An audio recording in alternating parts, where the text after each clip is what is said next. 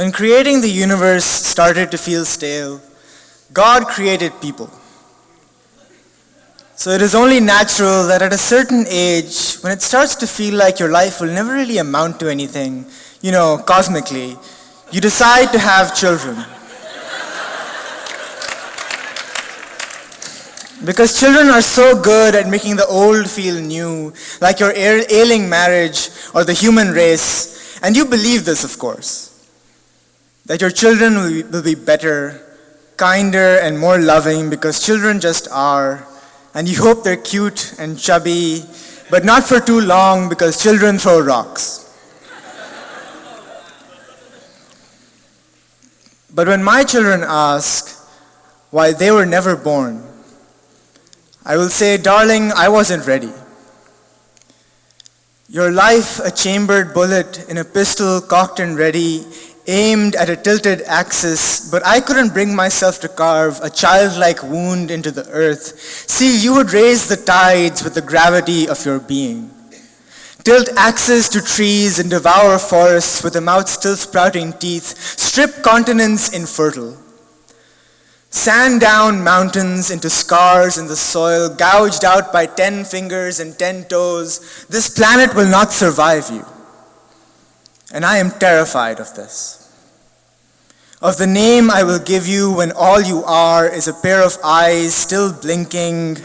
Of the language-laden tongue I will press into your impressionable skull, soft-plated now but always hardening. What will I call you, boy, girl? Will I call you boy or girl, and what will that do to you? What name will I give you, and will you want it when it is yours? Will you want mine? You see, I am terrified of all these things, of all the million ways for you to inherit pain, because of all the million ways for you to inherit pain, because you are far too easy to kill. You are not destined to survive this. Born to a tombstone engraved in the ground, a childlike wound in the earth, I am terrified of this. Of all the words I can put in exactly the wrong order, ringing in your skull, soft now but always hardening, I am terrified of you, you fiction, of who you could become, of the twisted thing you could so easily be, cruel or calculating. See, we are all someone's children, and I am terrified by this. Of one day being asked, Papa, why was I born? Of replying, you were born to be mine, only to hear you say, I didn't ask for this. You will grow and want to live for yourself, but I am not prepared for that day. When staring at my navel or my toes or murderously straight into your father's face, you will lie. And I will know my child has secrets. And I am terrified of this because children can have such terrible secrets, and a father can always be late. Can imagine you older, when you first choose to fall in love and put your hand in theirs. And they take a bite from your mouth, drawing blood till you are flush with it, your body all pounding pulse and mysterious chemistry, and my mind screams at the word involuntary, at all the ways this world will try to kill you without your consent, or at least keep you from living. You are far too easy to kill, and a father can always be late, too late for dinner or the show or the realization. See, I am far too selfish to be there for you always. Too wrapped up in myself to look into your skull, soft now but always hardening till you become inscrutable. My darling, I have nightmares.